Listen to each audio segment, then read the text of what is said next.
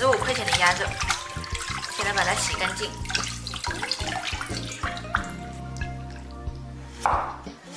先切几片姜备用，再切一点蒜，再来切一点紫姜丝。这个嫩姜我是在网上买的。再来切一点青红椒段。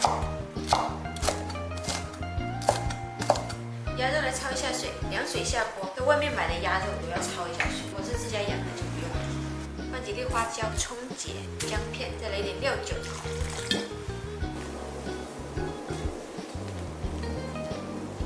鸭肉煮出血沫，把它倒出来洗干净。把姜片和葱挑干净。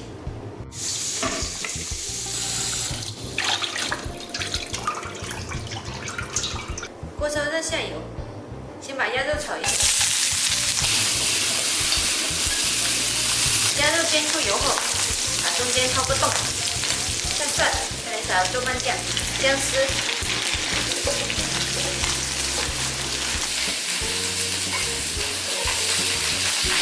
炒出香味，再加一点清水，没过鸭肉就可以了。再来加一小勺盐，不要太多。豆瓣酱是咸的，少许的生抽。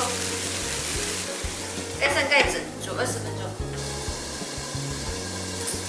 鸭肉也差不多了，汤汁都快干。出锅前再来点鸡精，少许的白糖，倒入青红椒，翻炒30秒，出锅。